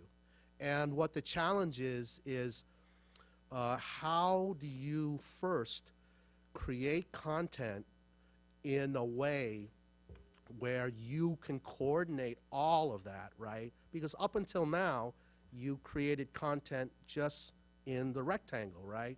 Well, now you've got to create content that's above you, behind you, below you, right? It's not just in front of you, right? And then, and here's the critical part, how do you create content that is compelling to human beings where I think for as long as we've been here, we've perceived content that's just in front of us, right? So this is a huge paradigm shift. I see whichever human being that comes up with the way that bridges how human beings perceive information from a 2D to a 360 view, that person is going to be famous and is going to be rich. And if my boss is here, he's going to say something about my talking about being a rich person. But, you know, that's fine too. And so in terms of where technology is going, I've talked about VR a little bit and just kind of where those things are going. But technology is such a rich and growing place that if you're in it in some aspect, those are the things that you need to keep track of. And I've been told to move on. Well, thank you very much, Mr. Chu. So as you can see, students, there are many careers available to you in the visual arts and design, and whether they're in the private sector or nonprofit, and whether you want to own your own business or be a freelance artist. And some of the major themes today were to be able to tell the story and keep up on technology, be able to understand how people perceive your message, and also to develop relationships, and finally to make sure you're true to what you love doing. The rest will follow. Thank you very much to all of our panelists today for sharing your expertise and experience.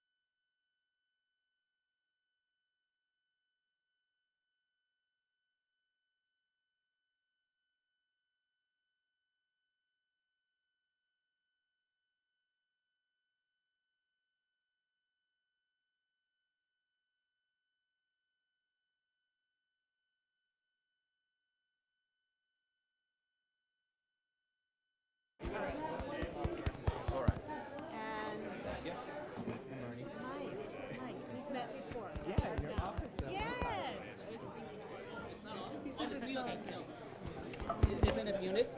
No, it's not on. This It is not now. back I here. just heard you. No, Thanks, it's guys. not up. Yeah, am I up? You're Okay. up. He didn't Okay, hear. folks, this is the. All right. Oh, we're ready. Yeah, okay. We're rolling. If we can get people back in, please, for our last panel. Okay. I want to remind everybody that we have a catered lunch for you from Jeffrey's in Carmel Valley. Exquisite lunch for everybody.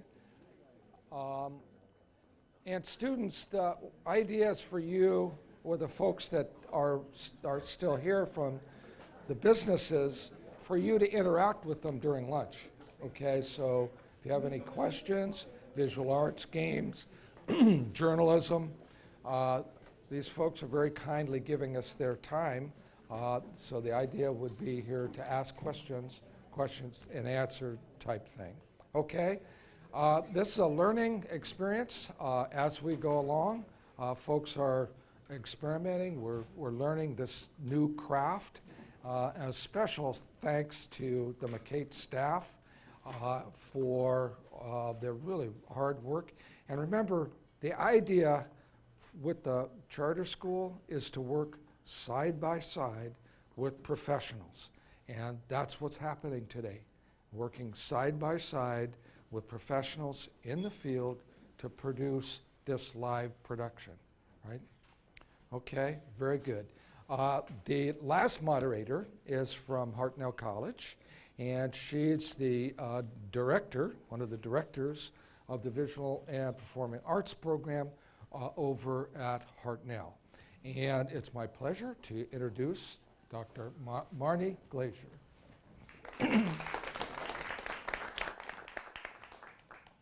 Hi, thank you. So I am Marnie Glazier, and I'm actually the theater and cinema faculty lead at Hartnell. And it's so exciting to be here and be part of this event, and also to see some familiar faces in the audience, because we at Hartnell have been working on growing our theater and cinema program, and it's such a meaningful experience to see some of the students that we've been working with at Millennium, because we've been doing a concurrent enrollment class where those students are actually creating their own play, and they will be performing that play in a couple weeks at Hartnell. And we also have some of our theater and cinema students here, and we've been doing a number of projects where our students are creating films. We now have our own YouTube channel, so it's exciting to have some of those films up on that. And we're also doing a lot with theater in the community. My own background is in applied theater and in writing as well. So I continue to do that, but I'm also a passionate educator and artist educator. So I'm excited to be leading this panel, and I want to take a moment to introduce the people on the panel. We have Julie Hewitt, who is an actor. We also have Kevin Milligan, who is a gallery director. And we have Barry Brown, who is from KION TV, and Mike Buffo, who is an independent film artist, and then Peter Muse, a musician. So I'd like to just allow each of our artists on this panel to speak about their work and basically what recommendations they have for the youth in our audience. Start with me. I will be very honest. This is unusual for me. I am an actor. I'm a stage actor. Having these cameras and all of this is a little frightening. But what I do is I work for Pacific Repertory Theater. I'm a founding member. I'm the resident actress. I'm also the business manager. We're a nonprofit theater. The way I got into this is because I love to do plays. Done plays since I was little. Hamish Tyler was my director at Robert Louis Stevenson. I found a safety net on the stage in the theater department. Everything is accepted in the theater department.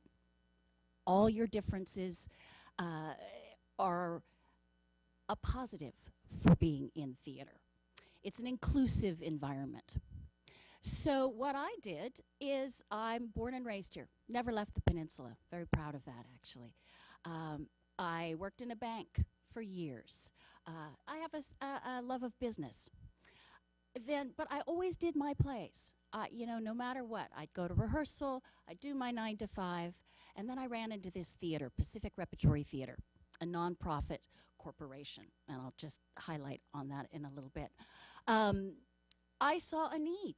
I saw this executive director with his checkbook in his back pocket and people having to chase him for money. I saw checks not going in the bank. I saw parts I wanted to play. I saw places I could fill in. So I created my job. I said, you need me for this. I can do this, I can do this, and I can do this. And they said, okay. So my career, my 30-year career with Pacific Repertory Theater, just saying that is a little crazy, came from taking every job, never saying, oh, I don't know. I say, I don't know, but let me find out. Can I help with this? I'm really good with people. Can I help organize a volunteer guild?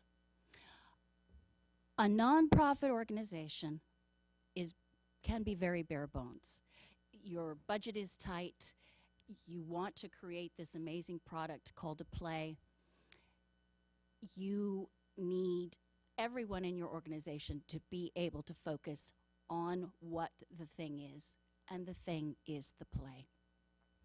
So I say to anyone who has a passion for theater, even if it's not going to be your career, give it a whirl. You learn to be on time. You learn to memorize your lines on time. You learn the commitment and the responsibility of working with other people. It's a team sport, you know. It is, it's a joy, and it can open up so many doors, even if you don't go on to do it. I think every lawyer in front of a jury should have a theater class. They should learn to speak clearly. They should learn to be passionate about their case and perform the written word.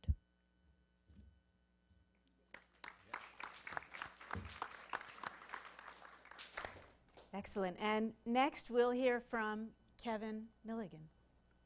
Hello, I'm known for Kevin Milligan Gallery in Carmel. Go really close. I'm getting closer. How's this? Okay, hi, I'm known for Kevin Milligan Gallery in town. I'm a gallery owner and art broker and dealer, and I'm the son of a 5-medium artist, and my father's pictures paid for me to go to the same college that Walt Disney and Jackson Pollock went to. My dad's the son of an artist who's the son of an artist who's the son of an artist. So in my household, my dad moved us into a glass house, and my mom and dad into a glass house in Missouri overlooking a forest. My father might be making furniture, sculpting my brother's head, painting my mother's portrait. He's a photographer and a graphic designer as well. So I grew up working in his graphic design studio when I was in elementary school. Never did I think I'd be an art dealer, an art broker, or an author, most of the things I do. But I'd encourage the young students in the audience today is to think about your position to old school versus new school. When I was young, of course, there was only old school. There was no new school. So where does the new school, or as the pendulum's now swinging towards all new school, but there's still crucial things of old school that need to be done. Like, for instance, I have an art gallery. You can't really replace an art gallery with an online presence. You need an online presence, but people still want to look at a painting, look at the paint quality of a painting, look at the patina on a sculpture or a piece of metal, the print quality of a silver gelatin photographic print. Those can't be replaced. You're in a unique position where you can use old school ideas and combine them with new school ideas. I've done some research and writing and interviews that's very old school. I compose and know how to draw. That's in my paintings. And I've successfully combined some old school with new school. My books, I bring research forward and have taken it all the way to the Smithsonian in my first book, and now I've created a second book that I feel will make the Smithsonian again by conducting interviews and bringing forward, working in archives and finding information from diaries and letters that no one would do. In this day and age now, no one would do this kind of function. They wouldn't go into look at a letter or a diary in a archives. I bring this information forward and combine this information with my paintings now. And so that becomes new school when it's on the internet and people from all over the world can buy my book online. And it goes back to the graphic design I learned from my dad in elementary school, learned how to compose both as a painter and a designer. So you're in a new world, a new doorstep where you have the chance to for opportunities that none of us really had in this room, any of the group that's been on the panel. So I applaud you to use this new school and think occasionally how old school may be involved as well. So I wish you good luck, and please consider me a resource and visit and ask any questions you like, and can come and by my gallery. That's how I met Hamish Tyler. He was a visitor to my art gallery in Carmel.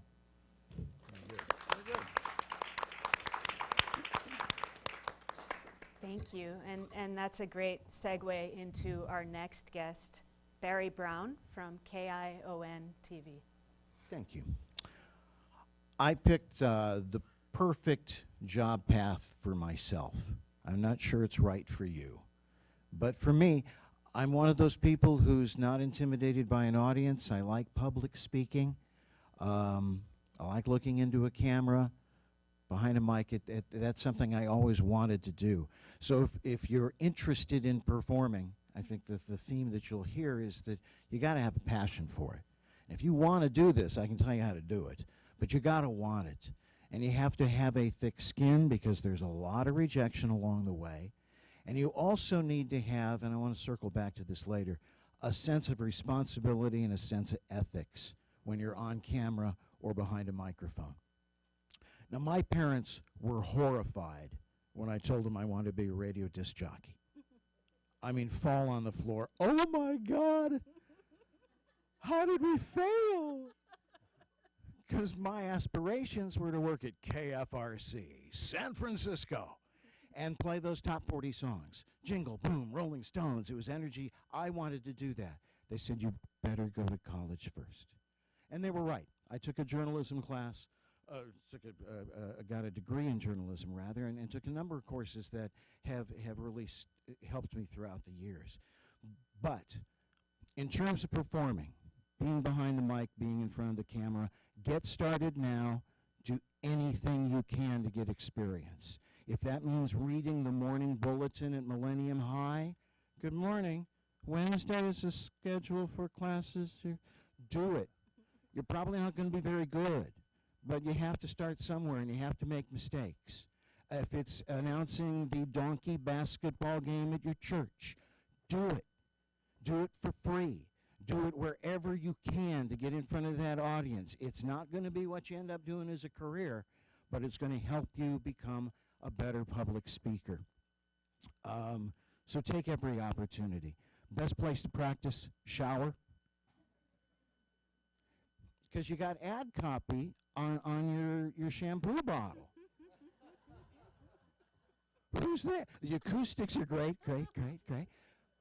Practice reading, you know? This brand brings you luxurious hair. No, this brand brings you luxury. Practice it. Do it in the car. Listen to the newscaster. Try to emulate that. I used to practice disc jockey in the car all the time.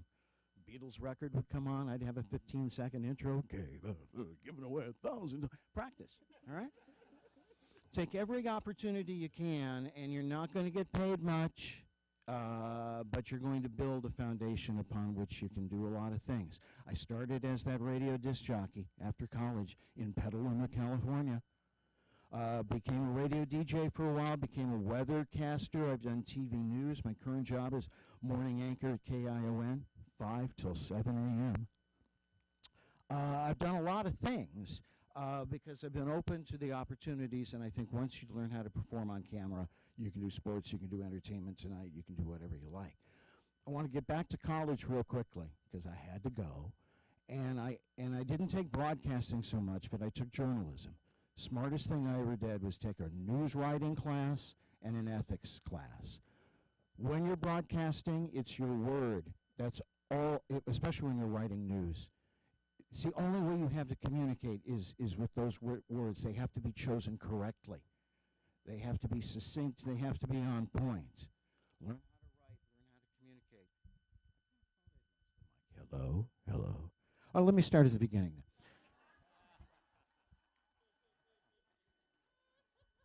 No, I'll wrap this up real quickly. You have a responsibility when you're on camera, when people are turning to you for information. They're turning to you to understand the world. You need to understand what you're talking about. We send young reporters out to county supervisors' meetings, and it's clear they don't know what the supervisors do. Well, they run the city, right? No, county. Oh, yeah, county, right? Sure. Understand the world. Read newspapers, watch TV, listen to the radio. Think about what's being said. How do things work? That's the information you're going to have to bring to a broadcast. People turn to you for information, and understand how important that job is because people are turning to you. Get it right, learn. That's the ethics, the responsibility of broadcasting. And if you got that love for it, then you put it all together and you can do anything.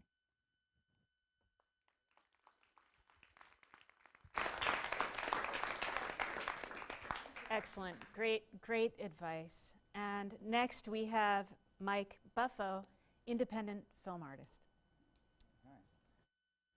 Well, I turned it off. Now I turned it on again. Maybe I should, yes, I have to right on top of it. Okay. You know how some people have got a great idea for film or video, but they don't know where to begin, or they think it's too complicated or expensive? Well, I take that person from the beginning all the way to the end, and I help them create something that they are proud to share widely. So I'm a freelance video producer, director, cameraman, editor, you name it. I hold many hats, more hats if there's less budget, and less hats, and do one thing well if there's more budget involved. But to maintain a living, I have to know the skills of the medium that I work in. I got started as an actor and slowly became more inspired by by the people around me. And slowly I learned how to hold the camera and edit and make something that we'd all love to have.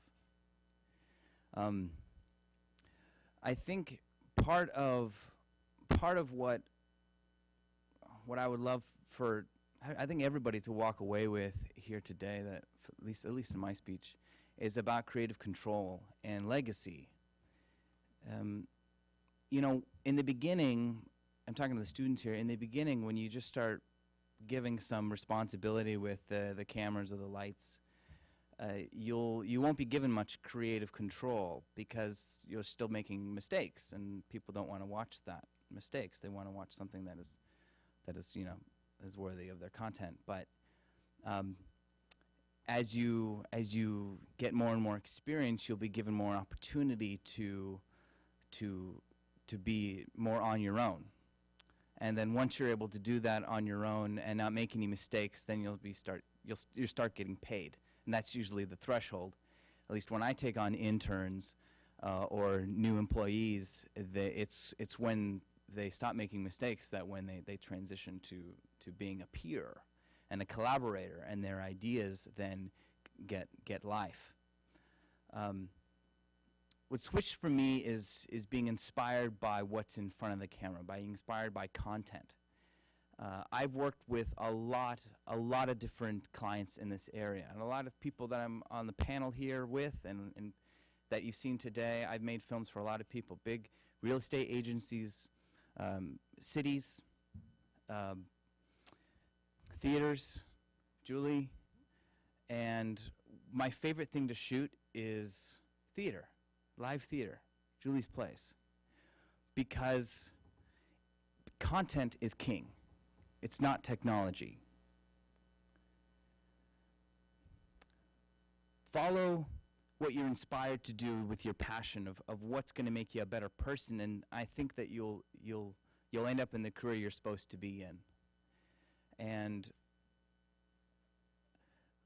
allow yourself to be inspired by the friends around you. Find your place of belonging, of your community, and you might find yourself in a niche responsibility where your creative control is getting out there, where you're leaving a legacy in the world and getting paid very well for it because you're the only one who can do that for the community that you've built around you. I think that's a great place to end. Thank you.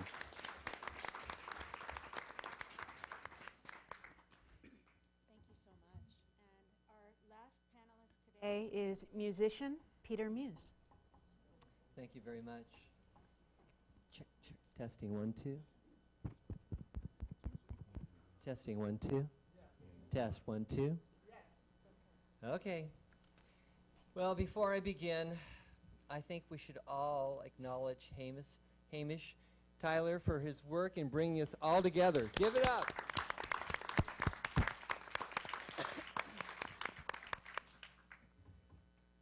Well, being a musician, yeah. Well, anyway, I'll start a little bit at the beginning. I was born in Nova Scotia, Canada. Hey, baby. All right. Test.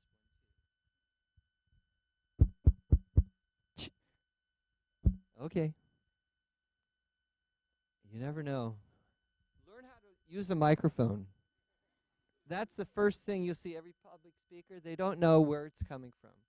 There's a spear right here, and you got to talk right into it. Get on top of it. You're recording or doing the news.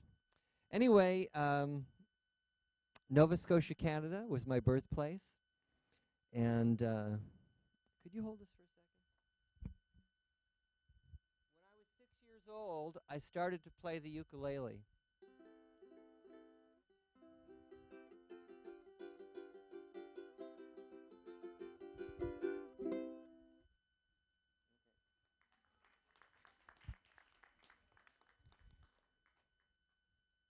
So then I moved on. I took guitar lessons at 8 years old, but gave them up to play hockey for a while. At 13 years old, I began writing songs with the guitar and quickly discovered it was a great way to get girlfriends. Chicks love the guitar. You could write a song for them. Anyway, that's aside. Got her. Anyway, I went to university, and after that time, I went to Toronto, Canada, which is kind of like the New York of Canada. I had a banjo and a guitar and a little tweed case to carry my clothes in. Within 30 days, I had landed a rich and famous contract, which was about that long, which had a lot of fine print, which I joined ACTRA immediately, and I was cast in a play that was all about the Saskatchewan wheat farmers. It was a comedy and other things. I had to do several things, play the guitar, sing, act, do pantomime. So that lasted for 3 years. And I traveled Canada from coast to coast to coast to coast. And we played all the big cities, Vancouver, Montreal, Ottawa, Toronto. We'd stay for 3 months in Toronto, go to Vancouver. So I got to see the West Coast where my grandfather lived and had some time off. So what I did was I took part of my earnings and began to hitchhike with my banjo down to California. And 3 times I did that when hitchhiking was kind of still safe. People love to pick up people with banjos. I didn't have a case. I just walked around. They'd get in and we'd play. Like Woody Guthrie, I would go wherever the wind blew. I later returned to Los Angeles and learned the recording industry. I had a patron of my uncle, and he put money in a bank account, and I went to 3 different studios and made a record then, actually a vinyl record. Sam, you remember one of my songs there. Anyway, with that knowledge and confidence, I promptly left Los Angeles because I didn't want to live with 10 million people. I wanted to live in Big Sur. And I did. I came to Big Sur and I formed a bluegrass group called the Garrapatta Poor Boys. And we'd maraud into town and go down to Cannery Row and play in all the little places. There was like little places where you could have a talent contest. And you'd win a bottle of wine and a dinner. Anyway, on one of those dinners, I invited my wife to come, and she was from Pacific Grove. And then, out of the blue, I gave a guitar lesson to a friend. And that person was a teacher in LaSalle Elementary School. And after a number of weeks, Mr. Muse, could you please come and sing with the kids? I said, yeah, okay. So I went, took the guitar, and that was it. They saw me. They wrote another big grant, and within a year, I was seeing 2,500 school children in 6 different schools. I'd see them once every 2 weeks. So I know exactly when that happened, because if you listen closely when I played the uke, that was La Bamba. And Emilio's dad, Luis Valdez, made the movie La Bamba. At the end of each class, this is elementary school, if the kids really did a good job, they'd get to sing La Bamba. And we put the real Los Lobos record on and really jam out. So anyway, I continued my music, continued teaching. The Arts Council for Monterey County positioned me all over the county in every school, every district that I can remember. And I had a blast. I continue on with my recording. I have a permanent recording studio in my home in Pacific Grove. I have a mobile recording studio that travels. And I'm still writing songs and producing music, and just about ready to start a ukulele album. And my little ukulele here is going to be on it. This is kind of a cool little instrument. And this is what I'm doing in the schools right now, teaching ukulele. This is what it's it. This is where I am right now. All the instruments have faded away, and I was fortunate enough to stay in my craft since I was 18 years old.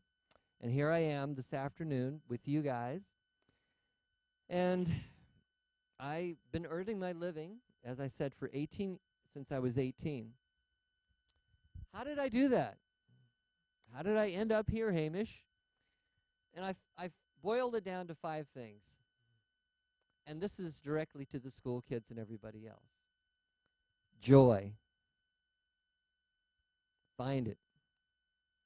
2, learn your craft. Learn as well as you can. 3, find the money.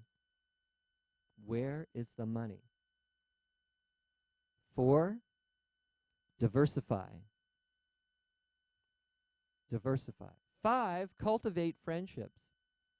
Now, when I say cultivate friendships, it's like a garden. You want to throw out a few weeds once in a while, and hey, So thank you for bringing me here today. And so again, those 5, it's on one hand, joy, which I felt was singing with kids. 2, learn my craft. I'm self-taught on the guitar, banjo, violin, bass, record producer, songwriter, all that stuff. And now ukulele fanatic. Learn your craft and then diversify. Learn other things. Go to theaters. Go to see places like this. Go to as much as you can absorb. But follow that joy. And then the last thing, after you've diversified your talents, cultivate those friendships, because that is the avenue of where you want to go next. And the Arts Council has put me into contact with many schools, and I don't know. If you have any questions for me, I take a few questions real quick. Is that okay? No, we'll do that after. You can come and see me anytime. So with that, and I'm part of the ukulele revolution. Let's play it a little bit.